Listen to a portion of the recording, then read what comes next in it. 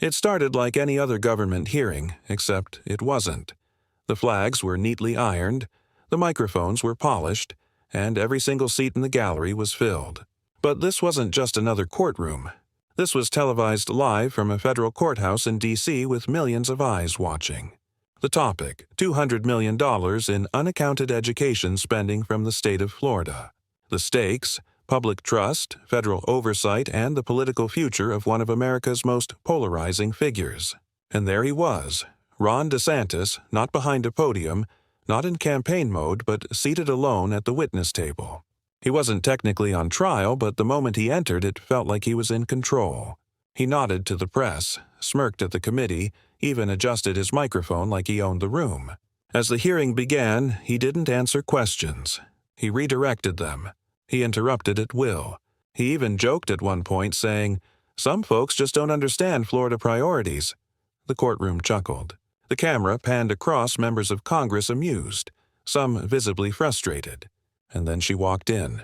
No entourage, no notes in hand, just calm Congresswoman Jasmine Crockett. She wasn't part of the Florida delegation. She wasn't even listed as a primary interrogator that day. She had been invited quietly as a financial oversight experiment of missing federal funds. And yet, the moment she stepped through the chamber doors, something shifted. The room didn't go quiet, but it slowed down like something or someone just rewrote the gravity in the room. Crockett took her seat at the panel without saying a word. She simply opened a slim brown folder, clicked her pen once, and waited. And that's when it started. One by one, state attorneys began giving their reports, charts, PowerPoint slides, budget summaries. But if you were really paying attention, you'd notice something strange. Every presentation glossed over the same GAPA series of large community investment payments listed under ambiguous titles: Future Innovation Grants, Sunshine Acceleration Fund, and one simply labeled SFFF Initiative. Jargon, noise, loopholes wrapped in patriotic branding. And when Jasmine finally attempted to speak, she was met with the first interruption. Congresswoman Crockett, with all due respect, a Florida state attorney said, leaning into his mic, "This is a highly localized issue. I'm not sure how familiar you are with Florida's community education priorities." That was the second shift in the room. Some snickered. Some looked down, suddenly uncomfortable. Crockett didn't flinch. She didn't reply. Instead, she closed her folder. The next speaker stood up, launched into another glowing report, another round of vague numbers, another wave of polished deflection. And just as the moderator was about to close that portion of the hearing, Jasmine quietly raised one hand. Not high, just enough. The camera, still streaming live across the country, cut straight to her. The moderator glanced her way, paused, then nodded. Congresswoman Crockett, one question. She leaned forward, looked directly at Ron DeSantis. The smirk was gone. She didn't raise her voice. She didn't use legalese. She just asked, "Governor Dantis, could you explain why a fund called the Sunshine Future Fund received $47 million from Florida's education budget, yet not a single student, teacher, or principal seems to know it exists?" Silence. Real silence.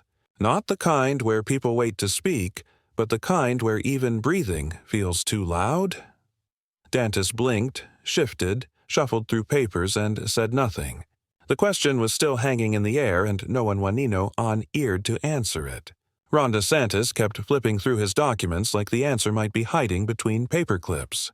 Across the room, one of his attorneys cleared his throat and stood up, trying to regain control. "Let's stay focused on today's agenda, please. We're here to examine broader funding distribution, not individual line items." Another lawyer chimed in quickly, almost too quickly.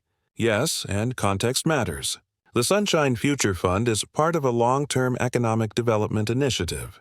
But the numbers didn't lie, and the silence from actual educators, teachers, principals, students spoke even louder. There were no testimonies, no first-hand accounts, no evidence that the fund had ever been used for a single textbook, lunch program, or after-school tutor.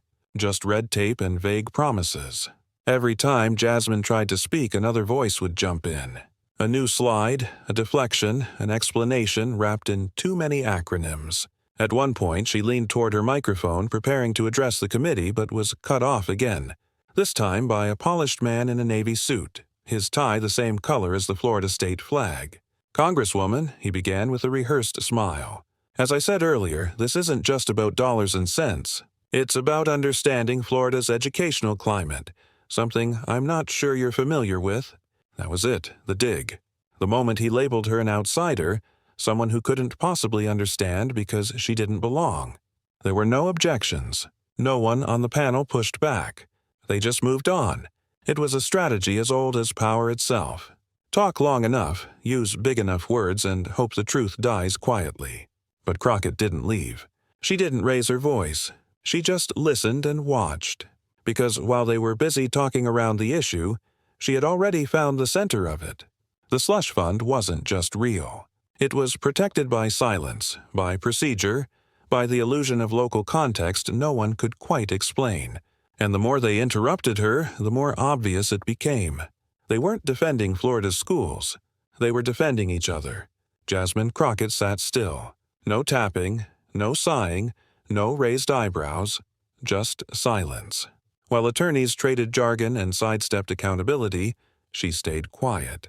Not out of weakness, but out of precision. Because sometimes the loudest person in the room is the one who's still listening.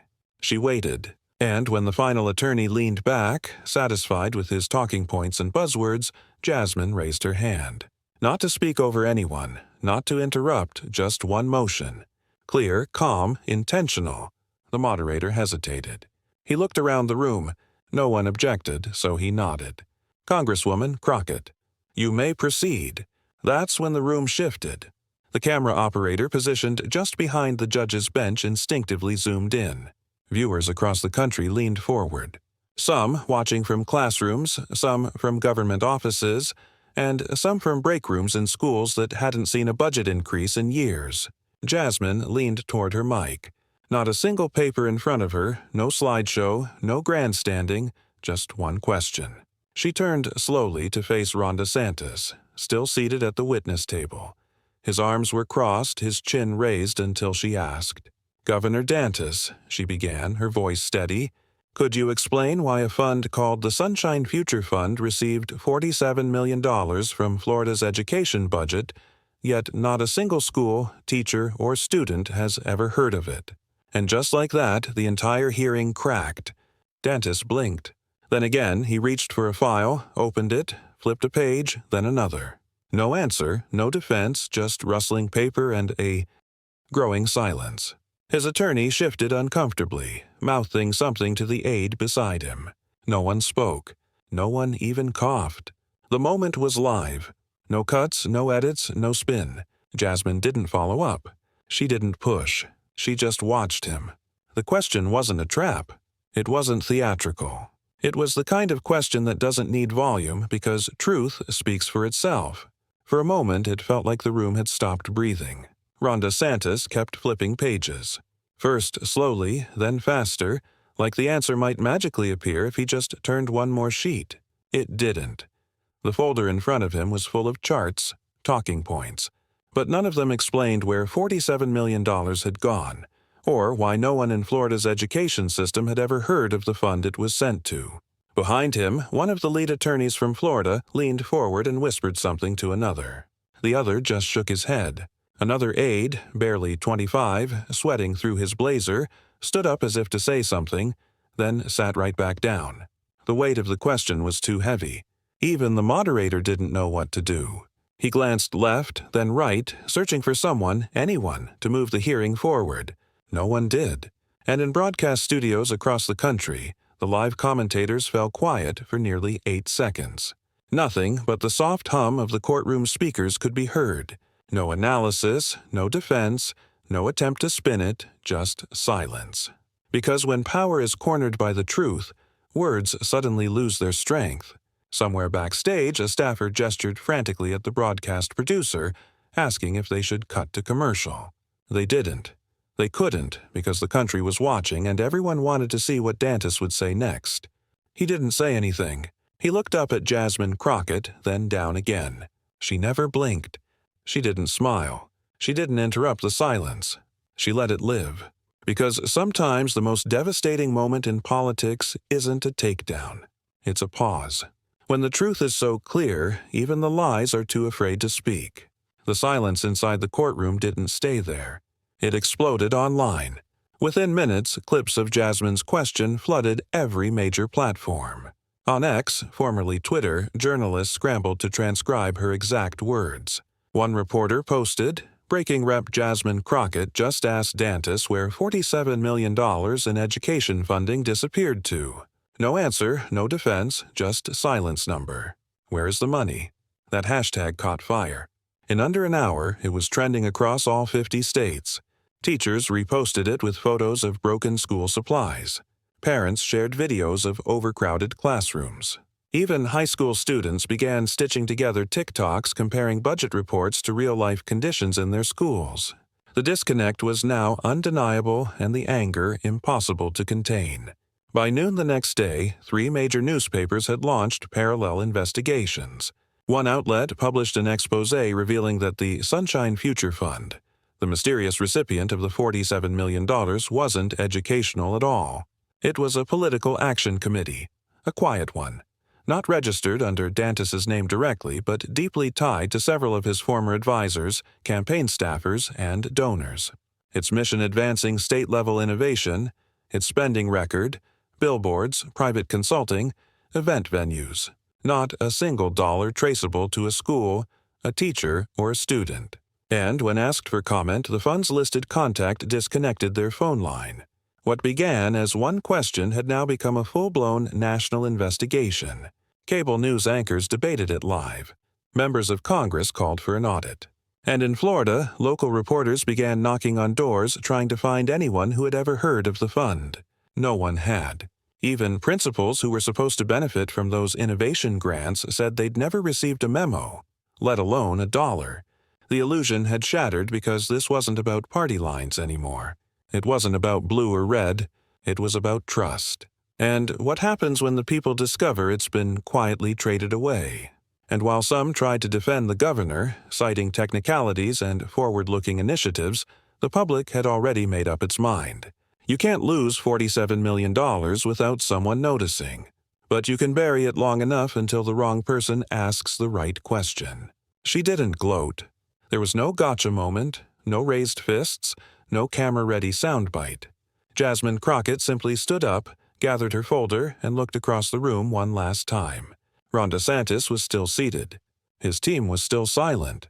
And the courtroom still frozen. Then in a voice just loud enough to be heard but soft enough to feel real, she said, "A question doesn't need to be loud. It just needs to arrive at the right moment." And with that, she walked out. No press conference, no interviews, just the sound of her heels echoing down the marble hallway as America leaned in.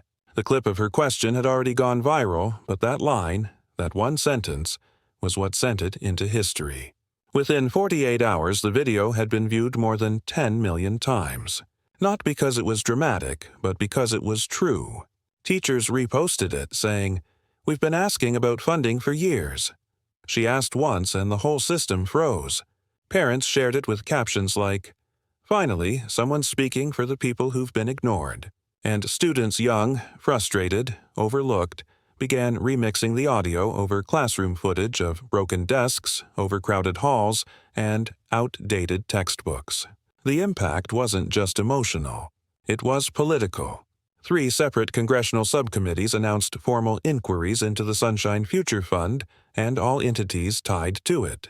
State legislators in Florida began calling for independent audits. Local newspaper sons, cautious to cover stories involving powerful name Snow, ran headlines in bold, unapologetic fonts. Crockett's question, "Where did the money go?" A fund no one can find, 47 million, 0 answers. The silence that followed Jasmine's question had turned into something else. A roar of public awakening. And Jasmine, she didn't do a victory tour. She didn't write a memoir. She didn't ask for credit. She went right back to work because the point was never about proving anyone wrong. It wasn't about ego. It wasn't even about politics. It was about something deeper. That truth, real truth, doesn't have to be aggressive to be powerful. It doesn't need volume. It doesn't need a spotlight. It just needs someone brave enough to ask the right question when everyone else is afraid to. That's what Jasmine Crockett did. She didn't come in shouting. She didn't demand the floor. She just waited, watched, and when the moment came, she delivered one line that exposed what entire committees, departments, and teams of consultants couldn't cover up. Because when money disappears, someone notices. But when trust disappears, the whole country wakes up. And in that moment, watching the nation respond, watching classrooms share her voice, watching lawmakers scramble to explain what they had ignored for years, we all realized something. Jasmine Crockett didn't ask that question to win a debate. She asked it to wake us up. She didn't speak to be heard. She spoke so the truth could finally echo.